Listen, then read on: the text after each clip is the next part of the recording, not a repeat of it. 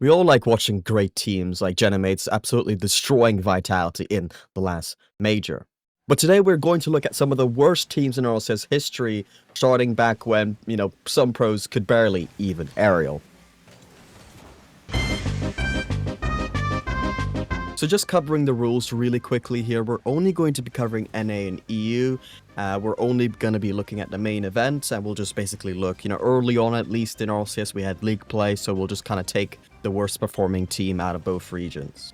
Season 1 was a little bit different because you basically had two regionals with their own league plays, but regardless, the worst team was still Shoot and Goal. They went 0-7 in the second event, losing 31 games and winning just 4, given in Season 1 you played sets of 5s instead of best of 5s in these regionals, meaning you played 5 games regardless of how the games went. So they accumulated a large amount of 5-0 losses, which could make the numbers look a little bit unfair. Anyways, the roster was made out of Chaussette, who a lot of people should recognize. He had an extensive RLCS career starting Season 1 and ending in RLCS 2024. Also won 2 DreamHacks and popularized the Fennec, so he's very iconic. And his teammates Fnatis and Fakey, who would never be seen in the RLCS again, so not the most relevant players.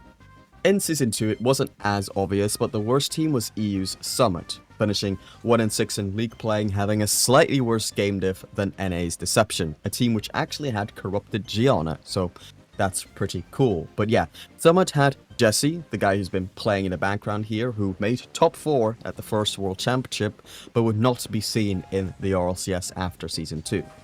Alongside him, they had Flarky and Sebadam, who would also not be in the RLCS after Season 2, except I guess Sebadam did make a short stint, or a short return rather, in RLCS X. In Season 3, we have another 0-7 team and Set to Destroy from NA, who only won 4 games. They had Memory on the roster, who was in RLCS for many years, finishing second in a couple of regionals here and there, and is currently the coach for Virtus Pro, though his teammates Halcyon and Lemon Puppy would never make the RLCS again. In Season 4, there was yet again an 0-7 team. This time it was EU's Team Secret. This team only won a mere 3 games, one of which, funnily enough, was actually against the soon-to-be world champions, Gale Force Esports. The players on Team Secret were Tylacto, who would only make one more RLCS appearance much later on in RLCS X, and then we have Flame, who spent many years in RLCS, achieving top 6 at Worlds with Veloci at some point, and then there was Continuum, who, well, never saw the RLCS ever again. In Season 5, we continue our streak for 0-7 teams with NA's Out of Style, a team that relied upon Justin to qualify for the RLCS but couldn't keep a hold of him by the time the new season began. Obviously, the tide was against them, but in fairness, they did win more games than any of the teams I've mentioned so far, with a total of 7 game wins. The team was comprised of Season 1 World Champion Luchino, who would have his last RLCS appearance here, together with Epic Johnny, who had his first and only RLCS season here, and Hato, who would make like 1 regional in RLCS X much later on. Moving on to Season 6, we have NA's Allegiance, who would win their only series in the first RLCS series that season, where they won against their promotion rivals FlyQuest. Unfortunately though, FlyQuest would be the ones to cement themselves in the RLCS, whereas Allegiance would get relegated. The players on this roster actually all spent quite a bit of time in RLCS, most notably Illusion, who would go on to make a top 4 at a major, with FaZe Clan and his teammates Tynot Tyler and especially Seabass spent quite a good while playing RLCS, Tyler retiring in 2021 and Seabass later in 2023. Then, for Season 7, we have NA's Splice. They went 1-6 and were known for having the first ever female RLCS professional player in Karma. She would go on to make plenty of RLCS appearances inside of RLCS X, and so would her teammate Jay Wismont, but for Dude with the Nose, it would be his only RLCS showing here in Season 7. In Season 8, we've got Complexity, who although going 0-7 in EU, actually got 10 game wins, going to Game 5 4 separate times. The roster was quite iconic, being comprised of Season 2 World Champion Greasymeister, Season 4 World's Grand Finalist Mognus, and Flakes, who was a top 1v1 player and translated some of those dribble plays into RLCS. We're actually looking at his gameplay right now against Dignitas. They would continue to make RLCS showings, but eventually would all disappear from RLCS relevance within the next 2 years. But I should note that Flakes would finish top 4 in EU in Season 9, and Greasy mustered up a top 4 finish in an RLCS X regional as well. So all things considered, they probably could have done a bit better together in Season 8. Then for Season 9, we've got an EU team in AS Monaco. They went 0-9, with RLCS increasing the teams in league play to 10. But for this team, I really remember feeling like they should have won at least a series, since in particular, I remember them getting reverse swept by FC Barcelona, losing 3 OTs in a row, which was very rough. But yeah, this was Extra's first RLCS appearance, who would go on to dominate RLCS X in EU with Team BDS, and would win a World Championship later as well. Then Tigray, who was already a bit of a mainstay and would continue to be so until 2022. But Ignite, who was an E-League champion, would retire in the coming off-season. For RLCS X, the format completely changed. Using regionals instead of league play, we have entered the open era, as we call it. And for the fall split, the main event was actually made out of 32 teams, which later on in the season would go down to 16, which would continue to be the standard afterwards. Regardless, since the first split usually has teams worse than the coming splits, we're going to look for the worst performing teams in the fall split for every season in the open era. Because I had to look at the RLCS points that teams accumulated and how well each bottom team did within the events that they made, this did take a bit more time, and for some reason I was running into some issues on the website Wikipedia where scripts were getting expired or something. So although I think I ended up getting the right teams, maybe there might be some slight errors. Anyways, for RLCS X, there were 3 teams that made just one event and lost every game they played, given it was in a Swiss stage, so they only lost 3-0 times, but yeah, still not a great look given they failed to qualify for the other 2 events of the split. First, we have Drip from North America, whose players I honestly didn't even recognize, and I'm not surprised considering that 2 of the players, those being Gib and Harps, have this as their only RLCS main event they would ever make. The third player, Shea, or She, I'm not sure how to pronounce his name to be honest, would continue to make some RLCS main events within RLCS X, but not afterwards, so even he wasn't very memorable. Second, we have Team Oplom from EU, where I recognize just one of the players, that being Alexa, who I'm surprised to learn only made 2 RLCS regionals in his career, the second one coming at the end of the 2021-22 season. He's gotten quite close a couple of times at making another appearance, but just hasn't quite gotten that third one yet.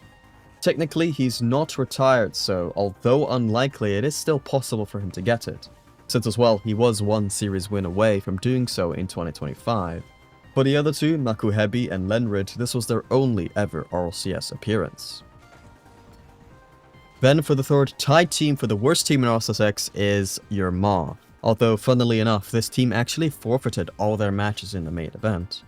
Again, same situation here where there are 2 players whose only RLCS appearance is in this one, in Calcify and Shots, and then to fill out the roster they had Hyder, who's been making RLCS main events ever since, and that has stood true till today. He hasn't quite made a top 8 RLCS appearance, but you expect to see him in most events regardless.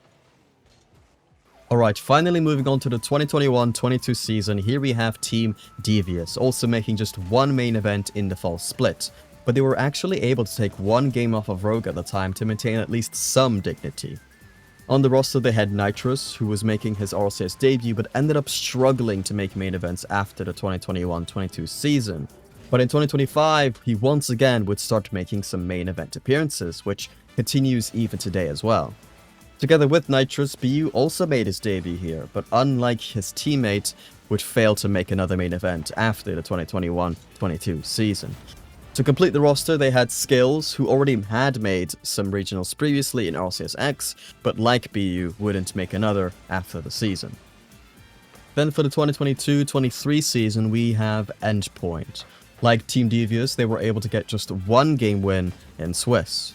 On the roster, we've got Simas and Crispy before they had moved to NA, but after moving, they got a top 6 together recently this season. But before that, I also know that Crispy got a top 4 in NA as well. So, very notable players who have been more than just mainstays since the 2022-23 season. And to round out the roster, they had Devo, who would go on to make another main event with the team later in the season, but then that would be his last. And if you didn't know Devo, he's a Season 3 World Champion whose RLCS career started in Season 1 and ended at the end of the 2022-23 season, also winning a regional in RLCS X along the way as well, together with Nolly, who you might recognize.